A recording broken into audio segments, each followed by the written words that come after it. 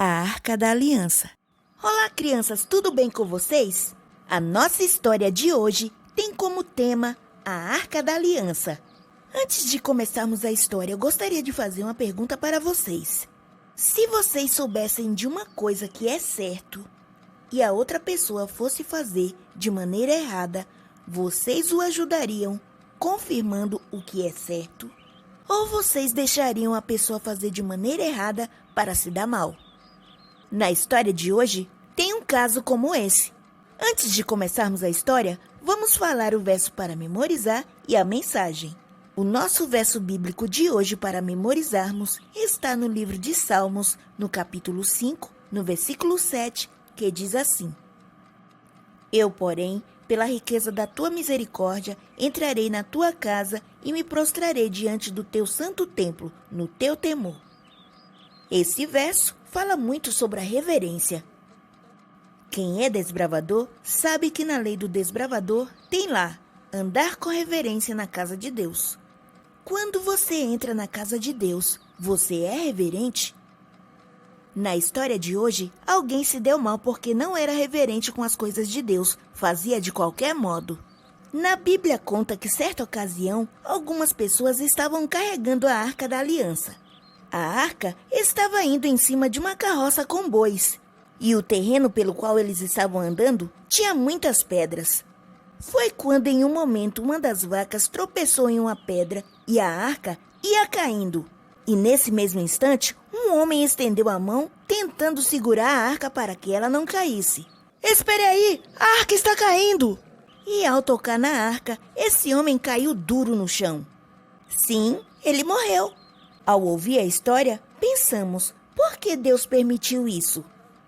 À primeira vista, parece ter sido cruel e injusto esse procedimento. A pessoa estava apenas tentando ajudar, mas por que aconteceu isso? Eu vou desvendar isso para vocês. Os filisteus sempre foram inimigos do povo de Israel. Certa ocasião, os filisteus entraram em guerra com o povo de Israel. E o povo de Israel saiu a guerrear contra os filisteus. Nesse dia, morreram 4.000 soldados israelitas. Vamos trazer a Arca da Aliança do Senhor que está em Siló. Se ela estiver conosco no campo de batalha, o Senhor estará em nosso meio e nos salvará dos nossos inimigos. Então mandem buscar. E durante essa guerra, os filisteus capturaram a Arca Sagrada. Os filisteus pensavam que com a Arca Sagrada em seu poder, eles teriam boa sorte. E assim, eles permaneceram com ela 7 meses. Mas quando a presença da arca começou a trazer problemas e dificuldades, ficaram amedrontados e decidiram devolvê-la aos israelitas. A arca ficou 20 anos na casa de Abinadab. E com o passar do tempo, a arca se tornou apenas um móvel a mais naquela casa. Para os filhos de Abinadab, Uzá e Aiô, nada mais havia de especial naquela arca. Durante todos esses 20 anos, o povo de Israel vivia em uma grande tristeza, porque parecia que o Senhor tinha abandonado o seu povo. Foi quando Davi se tornou rei. Ele desejou mostrar sua gratidão a Deus pelas vitórias contra os inimigos. Ele decidiu pôr as coisas em ordens, e uma delas era trazer a arca de volta para Jerusalém, onde seria uma bênção para toda a nação. Então, Davi enviou 30.000 homens com a missão de transportar a arca e a tenda.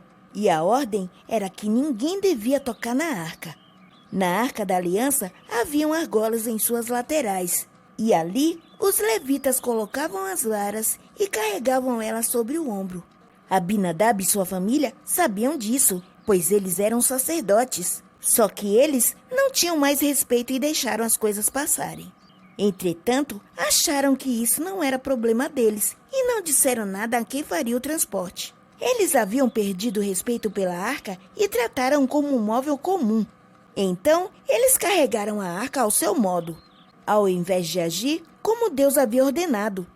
Como era que deveria ser carregada a Arca da Aliança? Isso mesmo, com varas nas argolas e os sacerdotes carregando a arca. No início, eu falei que eles estavam carregando a Arca da Aliança em cima de uma carroça puxada a bois.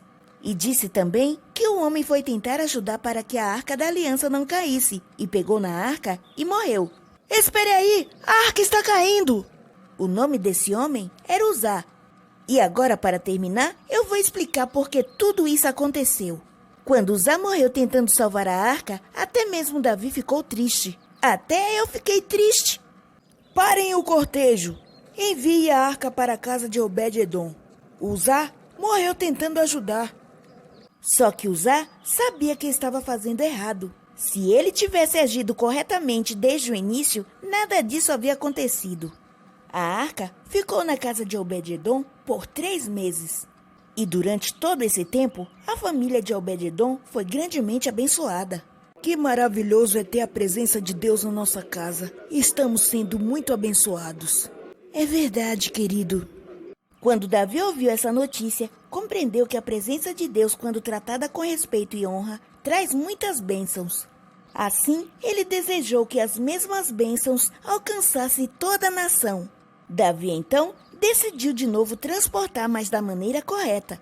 Então, cuidadosamente os sacerdotes colocaram a vara através das argolas e levantaram sobre os ombros. Andaram alguns passos e não caíram mortos. Desse jeito, chegaram até Jerusalém e colocaram na tenda especial montada para ela. Agora, queridos juvenis, da próxima vez que você for à igreja, lembre-se de Obed-edom e escolha aceitar a presença de Deus como verdadeiro privilégio. Ao entrar no templo, imagine-se entrando na sala de um rei amoroso que convidou você para encontrar-se com ele. Crianças, nunca se esqueçam. Tudo que é sagrado e pertence ao culto de Deus não deve ser tratado com descuido e indiferença. Agora, vamos agradecer a Deus por essas instruções maravilhosas. Querido Deus, ajuda-nos a sermos reverentes em Tua casa. Ajuda-nos a não sermos como Uzá, e sim sermos como Obed-edom.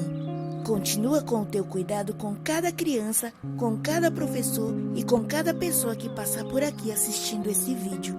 Em nome de Cristo Jesus, amém.